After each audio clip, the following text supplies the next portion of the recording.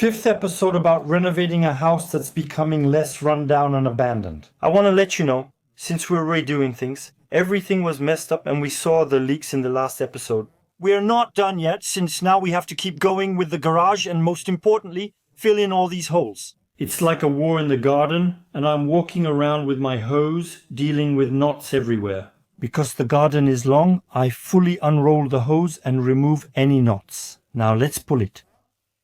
If you get to the fifth episode and you're wondering where the previous episodes are, I've created a playlist. It shows up here. You have the link in the description to watch the previous episodes. But basically, it's a house from the 80s. Everything was rotten. It had been uninhabited for years, this house.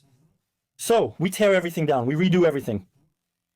Plus, we also need to redo the garage, improve the outside areas, and build a terrace. We noticed all the rainwater and wastewater drains were clogged, so we have to redo everything. And we're going to continue in this video with the drainage systems. We're going to try to finish with this land to fill everything back in. So it's not a battlefield anymore, even though it looks like one now. So, a lot of work, breaking the concrete fence, cutting tuja trees, fixing the water, and more.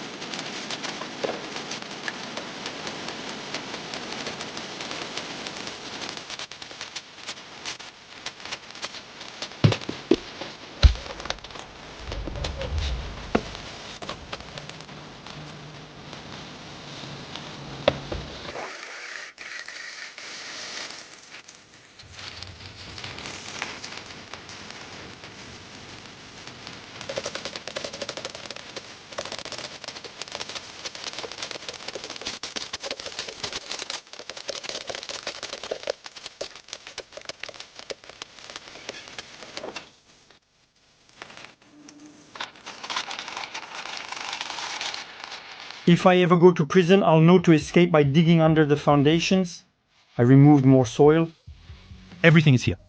If I'm going to the trouble, I might as well make a perfect inspection chamber with a gravel bed at the bottom.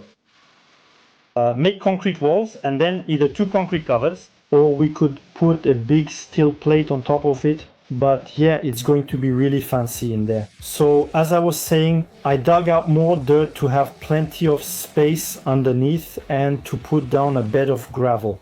And I've made a decision. So this one, that's the rainwater that flows toward the garden. As we saw in the previous video, it resulted in a homemade artesian well. We're going to cut both sides. I'll put caps on the outside here and on the outside. On the garage door side, so that water doesn't get in. Glued polyvinyl chloride and all of that we cut. What am I going to do with it? What am I going to do with this thing? Nothing at all. I won't put anything back in there. It's leaning the wrong way. If I need to run a conduit, well, I can run it here. It's not complicated. I can access behind the post or, if needed, inside the house. So we removed everything.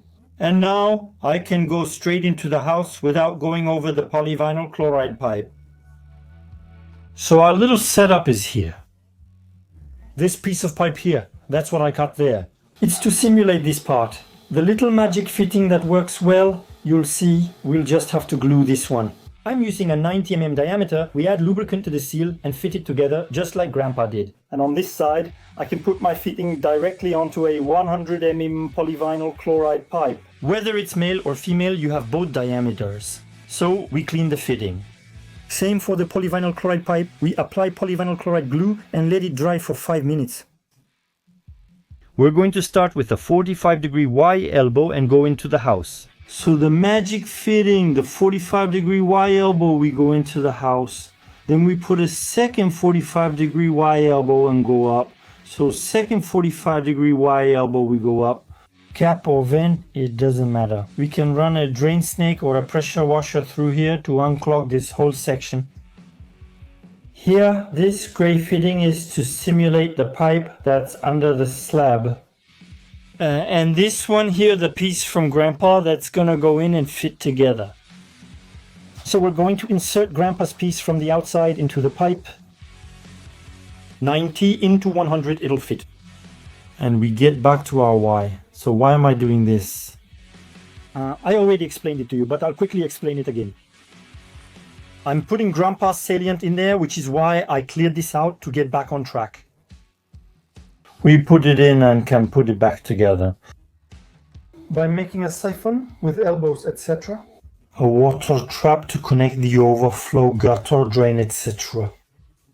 I don't have a choice. I have to do it this way. I don't really have much of a choice. Actually, I wish I had the solution. The solution was for the rainwater to flow toward the street. That would have been perfect. I would have put all the gutters on that drain, made a big hole in front, connected everything, and it would have been sorted. But unfortunately, it goes toward the garden. That's what we saw in the previous episode, toward a homemade, disgusting soak-away. So I have no choice but to block off this rainwater drain. So, rainwater collector, overflow toward the garden, overflow with a bypass.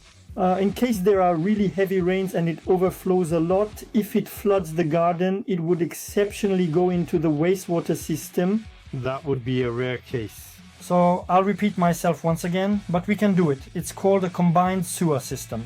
In some towns we can do it. There are other towns that refuse. But find out. Check with your town. If you have any doubts, call the city hall. They'll tell you.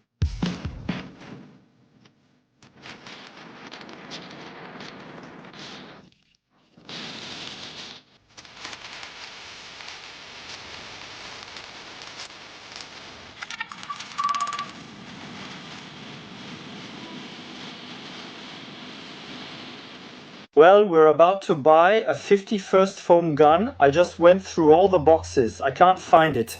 And I thought I had one at the construction site, but I can't find it either. So I'll have to go buy another one. So I have plenty at the workshop, and even at another site, I must have 2 lying around. But here, I don't have any. That's what's great. We're going to buy that. But first we'll take a short break and meet Stefan from Renault Trucks and Hugo. You'll see Stefan giving organization lessons with his well-organized shop. Then we'll meet Hugo, a bodywork specialist. And you're going to discover the Renault Trucks traffic with the nice little Made in France logo. And then, after that, we'll get back to the worksite with, I hope, a gun for the expanding foam. Nice to meet you, Stefan and Cedric. Nice to meet you, Cedric. Are you the one responsible for your little Aladdin's cave? Exactly. So Aladdin's cave, which consists of how many rooms? I have 6,000 items in stock. 6,000 items, and you still manage to keep track of everything? Yes, of course. Each part is located with a specific address. You've never lost one, have you? Never lost one. And What if I take some small pieces and put them in other bins just to mess with you, huh? That could cause some... problems. Without realizing it, we're in a strategic spot. Exactly. Everything Actually depends a bit on you. depends on us, on the group, and on the location of the parts in the stock. All right? How many of you work here? There are 5 of us working in the store. 5. In the store, so you manage these 6,000 items. Exactly. We handle incoming orders, daily arrivals. You have. They're everywhere, with pallets of them. Every morning we get the manufacturer's pallet. Help out other branches, right? We assist other branches when needed, deliver to clients, and supply the workshop. You told me about parts. The Riemann parts, right? Yes. Riemann, that's right. Remanufactured. Basically remanufactured, exactly. These are parts that the Limoges factory puts back into service to re-inject them into the network, which allows for a much more attractive price for customers. I can find everything I need here. Maybe a utility vehicle? We have all the parts you need for utility vehicles and heavy trucks. Impressive. How many aisles are here? Oh, more than 30. 30, and I see there's a small upper floor. We also have a small upper floor. But this cave just never ends.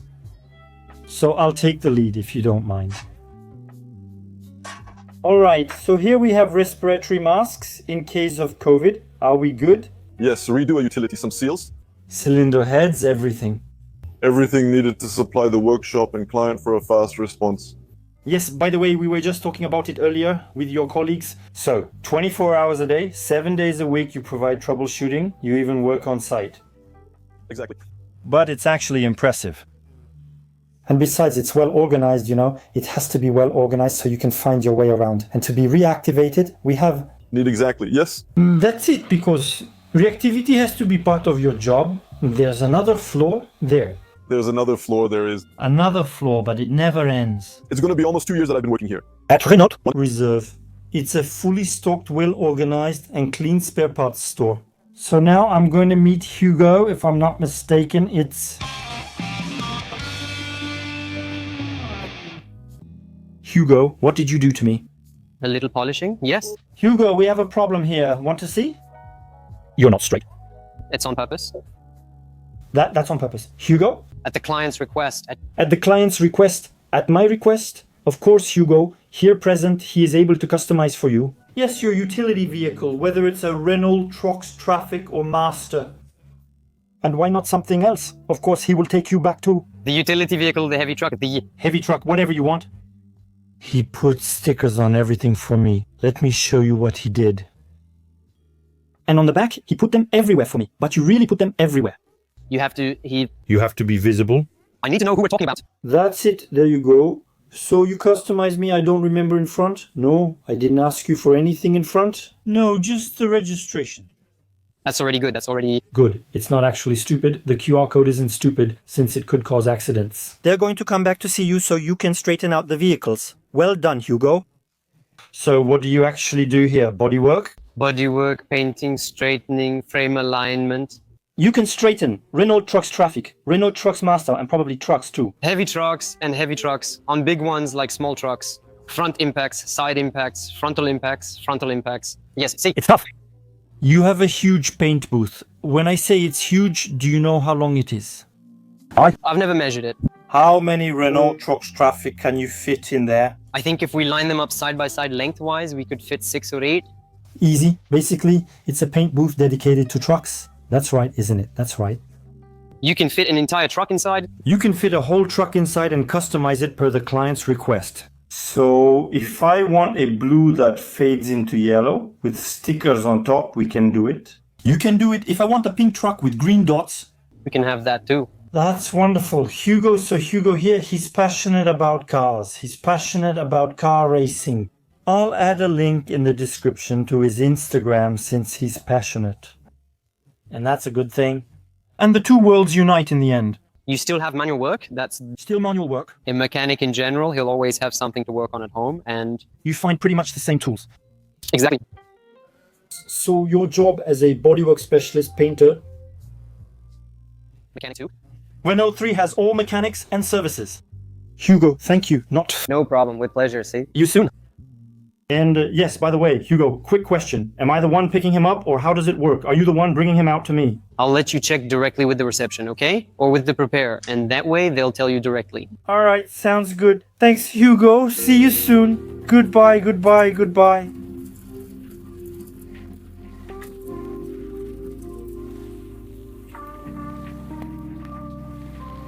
So I sealed everything back up. This rainwater drain is what we saw in the previous episode. I tried to unclog it. It was blocked by bricks that were piled up at the back of the garden. Let's say some homemade constructions. I can't use it since it's leaning the wrong way. I had to dig to uncover all these bricks because it was so blocked. I thought, this can't be, it's completely clogged, so it's sealed off, it's done for. For rainwater, we'll find another solution. I put polyvinyl chloride caps on the garden side in front at the inspection chamber. I'm breaking the inspection chamber to prevent water from stagnating. Rain should seep into the ground, so we'll remove the entire chamber. But there are polyvinyl chloride caps, so dirt and roots won't get into this pipe anymore. But I still filled it in here, you never know.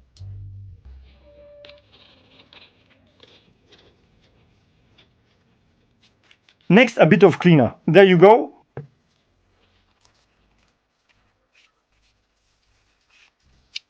Preparing the polyvinyl chloride is important. We must ensure the glue sticks well.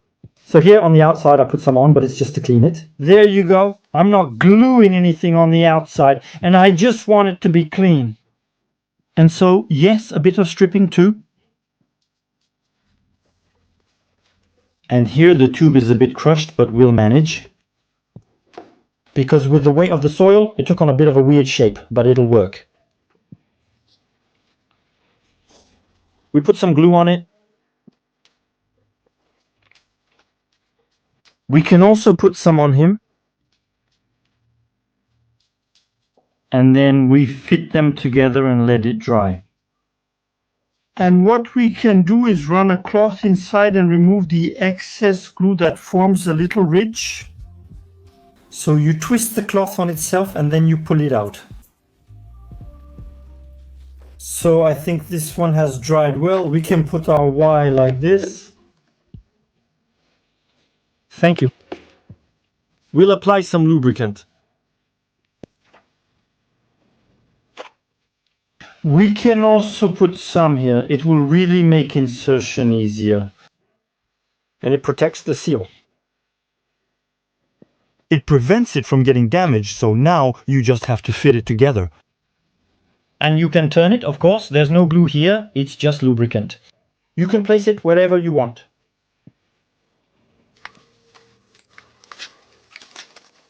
Ah, damn! And you can position it however you want. If I want to position it this way, put myself like this, I can, to create more slope. That's actually what we're going to do. If I had kept the rainwater drainage, I could have positioned myself like this, raised it, oriented it to go over it. So here I can lower it a little bit anyway and put this one like that. So here we have a slope going that way, that's good. Now we're going to put in the second Y.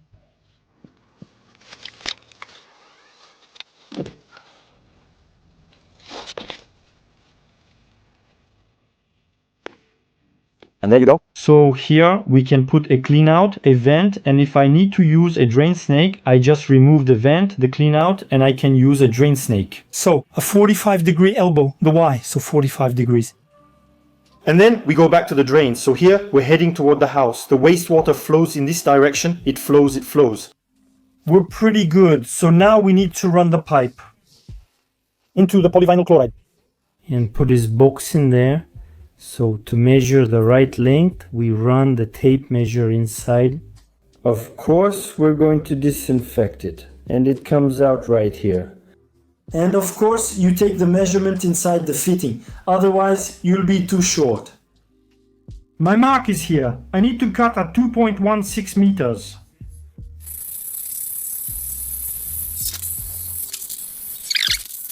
There you go. Just add lubricant and assemble. And now there we go. We insert it inside. Let's make sure it's straight. There, that's it. And what if we only see that? Because of the Earth's weight, obviously. The polyvinyl chloride, I don't know if you can see it, by the way, it's more oval than round. Don't hesitate.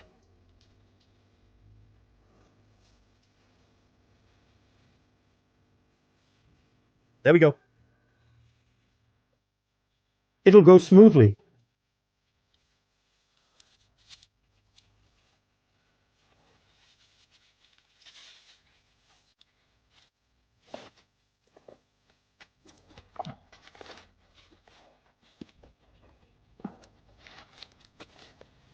We're going to go see on the other side. There we go, lubricant again and always. Here, don't hesitate to put a good amount on it.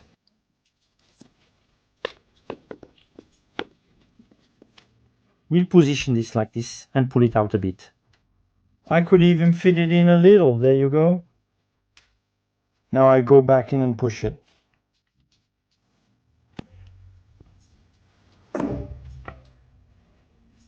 But you must have seen it. You must have seen it fit together. On this side, the pipe is inserted into the PV 700, so it's 90 the Geberit silent PP with a diameter of 90 into the PV 700 a bit of WD 40. Diameter 32 or 40 doesn't matter. Here it's 90, slightly larger diameters are also available. But you can do whatever you want with it. And it's the seal that's here, that you can see here, that makes it watertight, and it's extremely reliable. We could take everything apart. You'd have to remove this part from the outside and take everything apart to work on it or make a modification. There's no gluing, so you can do whatever you want. And now, with it, let's go back into the house.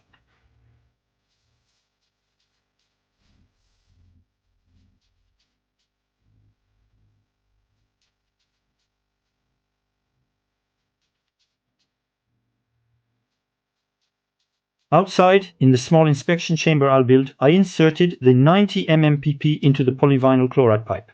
You could pull on it to take everything apart in that inspection chamber if one day you need to work on it because it's clogged all the way through, but why bother? I put in a Y joint. We'll use a 45-degree elbow to make it easier for a pressure washer or drain snake to pass through, and do the same in the kitchen and bathroom. This time, there are 2 Y joints and 2 45-degree elbows, one each in the kitchen and bathroom. A Y joint and a 45-degree elbow placed right in line with the pipe, really, to make it easier for the pressure washer or the drain snake to pass through. Only a cleanout or vent will be on top. And then we go off to the side with a Y joint and a 45-degree elbow still at 90, and then we'll continue from there. Of course, in terms of diameter, maybe 50 for the kitchen, for the dishwasher, washing machine, sink, and for the bathroom. I'll run that into the closet. Still at 90, so we'll use 2 Y joints and 2 45-degree elbows. Want to make it easier for the cleaning rod, the pressure snake, to go straight through the pipe. And on the side, just for the sink, since you need to consider the sinks, hair in there is a disaster. When it clumps up, forms plugs, grease with hair, all that, it's a disaster. And behind, I'll have the EVC, whatever the EVC, which will be facing the sink cabinet. There will be a vent running into the attic. We could possibly go through there. And the shower will be Against the vent of the bedroom, but lengthwise. We could cheat in the closet to bring out a plug or a vent, whatever. Always use a 90 with a Y, featuring a 45-degree branch to unblock later. In the shower, but it's the same. The shower, hair, grease, soap, all that, it's a disaster. You have to clean the pipes regularly, but that's like rainwater, gutters and downspouts. Everything you've seen me trying to unclog since the beginning, that's maintenance. You need to do it regularly, at least yearly, like sweeping chimney flues, which insurance requires. This should also have a mandatory annual limit. Check the pipes once a year, since when they're clogged, they're clogged. And it's always on a Sunday, of course, that you end up in trouble. So, make sure to clean your wastewater pipes, rainwater pipes, gutters, everything. You have to clean everything. Include as many access covers, inspection hatches, and cleanouts as possible on the drains. This is important. See?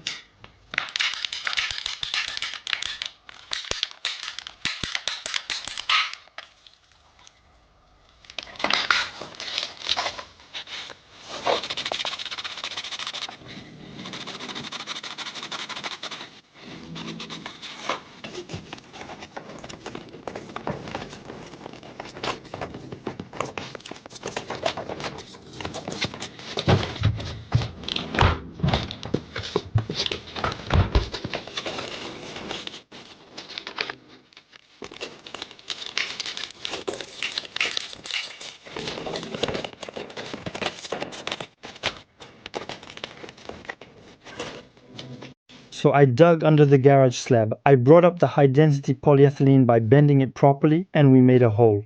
The high density polyethylene is here, we're all set. We'll be able to start with a new fitting. And originally I wanted to use a fitting from the Plasson brand. So Plasson or another brand, it's a click-on fitting. It's pretty convenient because you have your high density polyethylene, you just snap it on, and that's it. Next, use a thread or loose nut. Either works. T's and elbows come in 20, 25 and 32 mm sizes. It's very convenient and fast, but requires a specific wrench to disassemble. Without it, you can't take it apart.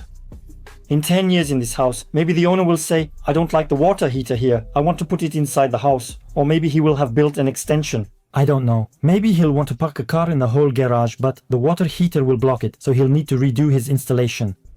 He calls a plumber who sees it and thinks, I don't know this fitting or have a wrench for it. I'll cut the polyethylene high density, no problem, so that's trash. But the polyethylene high density, I haven't put back a meter either. With 15 seconds sticking out, repeatedly cutting the polyethylene high density every 10 years will eventually use it all up. It's better to go with a quality compression fitting. So you can use a plastic compression fitting. But in this case, I'm going to use a fitting from the brand GEBO. So GEBO or another brand, but use a quality compression fitting. It can be brass, it can be galvanized, but I'm not really a fan of plastic, even though it works. There's no problem. If one day you have an issue with your plastic fitting, you'll need to take it apart, remove it, and replace it with a galvanized one. Plastic is fine, but this is borderline.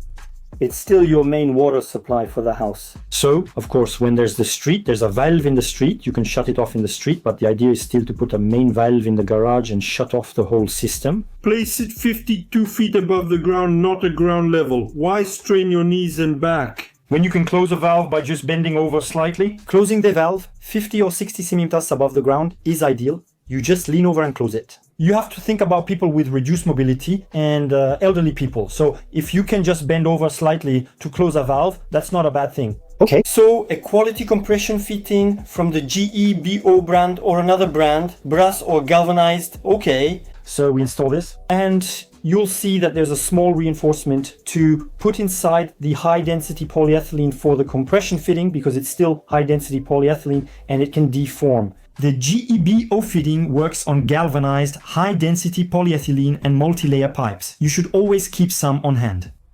Whether it's 1/2 inch, 3/4 inch or 1 inch, these can save your life. The high-density polyethylene is cut, so now we can unscrew the compression fitting, whether it's GEBO or another brand, if you get what I mean. So this one is very easy to take apart, unlike the Plasson fitting, which again works very well, but you need a specific wrench. So there are several rings inside. Hop, hop, hop. And the last little one that's right here. Hop. So this one. We put it inside. We put this one back and we put the gasket back on. Like this, and then we put it in place. There we go. We're going to lower the gasket for now, and then we'll put everything back together and tighten it. And earlier I was telling you about the reinforcement to put in the polyethylene high density. It's nothing more or less than a brass piece that we're going to insert into the pipe. And so don't hesitate to use some force. And we'll be able to tighten the fitting without deforming the high density polyethylene pipe because it's still high density polyethylene. It may deform if we don't add reinforcement. So for this one, we're going to lower the seal. Did you see how far this goes? The entire tube goes into the fitting, JBO. We place it like this. We slide the ring up. So we have the seal, the ring that's inside, and we tighten it. So ideally, you should make a mark with a marker so that when you try it, you can clearly see that you're at the stop. Don't hesitate to give it a little turn with the wrench. So there's no point in tightening it like crazy.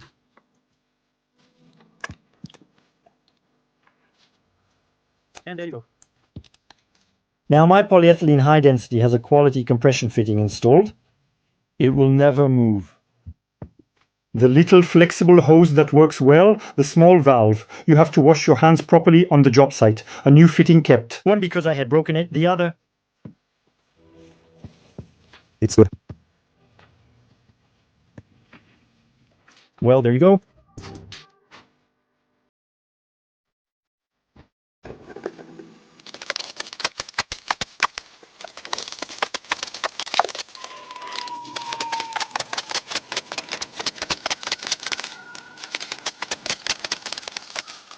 Don't we get our little surprise of the day? Honestly, do you remember? In one of the first 4 videos, I don't remember which one, I said, I wouldn't be surprised if they put the fake skeptic in that corner. With the garage, we're in the right place to empty it. I don't recall which video, but I said it. So now I'm having fun filling everything back in. I made my reserve for the waves. I'll put sand in that corner since it's easier to dig than soil if we ever need to intervene. With rubble.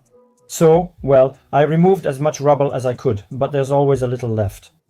I refilled everything. I've already cleared the entire pile here, just one left, and what do I find? Look at this nice little slab. What's underneath it? A treasure someone buried? Maybe a septic tank with a poop floating on top? If it hasn't been emptied, I don't know. We'll check and see.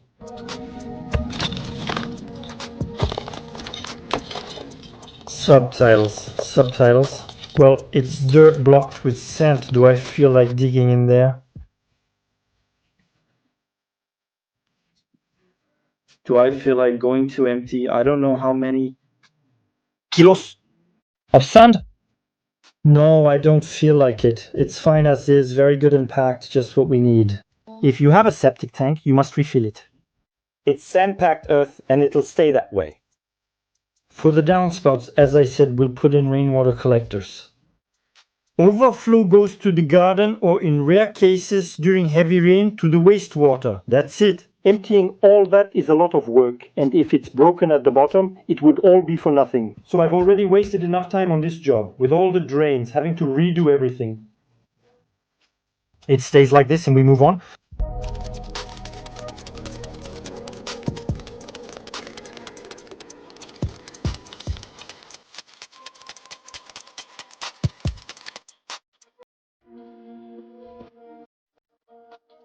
Well, it's taking shape quietly. The trenches and holes are filled in. I'll just have to fill that one in. That's my reserve. For the drainage, I put a garbage bag and some orange tape for now, so the dirt doesn't get in. The goal is to install the gutters and connect to them. So we'll remove the panels afterwards and put the sand back. The idea is to get a vibrating plate and use it everywhere to compact as much as possible and then lay the terrace. So here we'll see. Geotextile everywhere, of course. The bamboo terrace, gravel over there and gravel here. And it'll still look nicer than those two little rotten steps that were pretty much useless. As I said, I'll tar this whole area, especially the top of the step, to prevent water from seeping in there and getting inside. I'm happy because it's taking shape. So now the idea is going to be to break down the rest of the fence since it's clear here.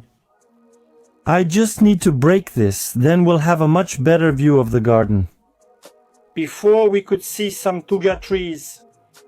The garden was overgrown, neglected, rotten, and blocked by a concrete fence, so we couldn't enjoy it. The small terrace, imagine you're on your terrace and you have a view of this garden. It's pretty nice, this garden. Well, there you go. It wasn't complicated to do. You just had to dig some trenches, remove some drains, and here's the result.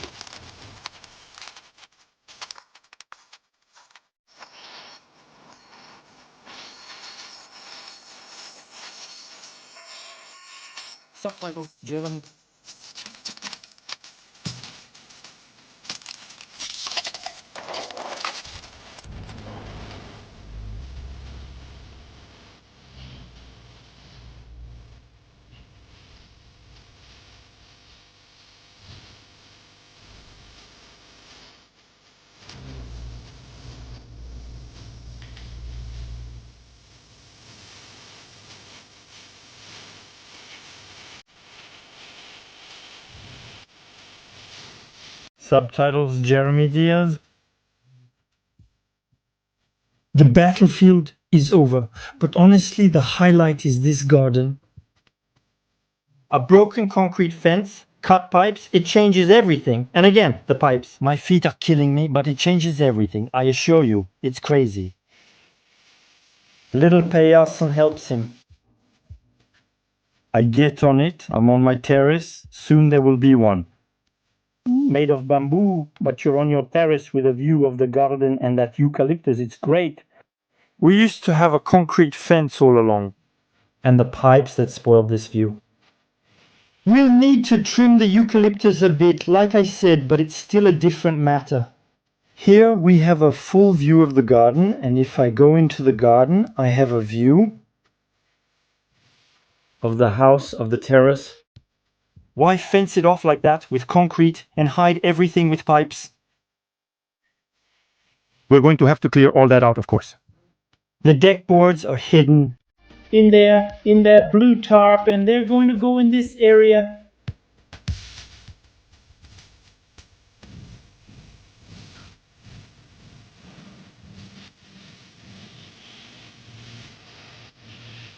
So I'm not going to tell you this is the perfect work site, but it's starting to get there. We have a new water supply, we have new drains. It was very complicated to get here, but we're making it because everything I did outside wasn't planned at all.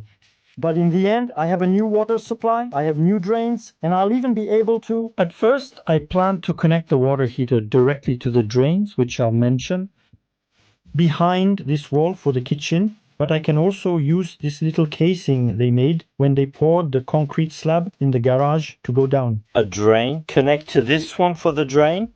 If it's from the water heater, there may be an expansion tank. If it's from both the sink and heater, this may not apply. But now, yeah, I'm starting to see it. But it's much clearer now that I've folded all the drains, the base, the drain layout. It wasn't that one. But we'll be able to start over significantly in the same way than what I had originally planned, since originally it was supposed to start from the toilet, etc. But well, everything was clogged, so now we can start again in the house and make something really nice. So I'm pretty happy. It was, I repeat myself, a lot of work, but in the end, it's a blessing in disguise. So every time I say he has the house to renovate, but he has more than just the house, there's also the garage. I'd like us to keep working a bit on the garage now that we have the drains, the water supply and the metal frame going up for the drywall, at least on the exterior walls. I'll change the garage door later. Honestly, I was supposed to change it. I was about to do it and a colleague told me, be careful, we might have an electric door in really good condition. We're going to throw it away. So do you want it? If we take it apart, well, yeah, it's mine, set aside. Will the codes match? We'll see. But if I can get it back, yes, I'll take it back. So, I told you about drywall, and once the drywall is done, in the garage, on the exterior walls, we install the water heater. And once we install the water heater, of course, we have to connect it to the electricity. And all the proper installation that goes with it. And then we can continue inside the house, bringing water into the house, and we move forward step by step. But yes, in the end, there's more than just the house. Oh, and I was thinking about the insulation, because the insulation for the house will be fiberglass, but fiberglass. We're working with thin fiber cement on this house. And I'm going to suggest it later. I'm the owner, whatever he wants, but you have to do exterior thermal insulation. There's plenty of room to do it. So I think it would be a great solution. The garage on one side could do it since we're inside the garage. I put BA13 with polystyrene directly. We could even add a small framework. We need to review everything. I can handle it there, but doing the whole exterior is still a lot of work and requires budgeting. So I'm submitting the idea, but I think it would be interesting to do it. Because once again, it's 1 centimeter of fiber cement. So we can put in 50 centimeters of fiberglass. We're going to lose a lot of space to insulate, whereas we could also insulate it from the outside. And the combination of fiberglass plus external insulation is just great. So there's still work to do, yes, on the outside. I need to go get a vibrating plate to compact the soil and make the terrace. But I'd really like us to focus a bit more on the garage to keep going. So there you have it. You know everything. We'll meet again for the 6th episode. Meanwhile, subscribe, like, share, and comment. And then if you're working on renovations, once again, I said it in the previous video, plan ahead and try to think of as many things as possible, really as many things as possible. It's really essential for the success of your project. So, I'll see you for the 6th episode. Take care and see you very soon.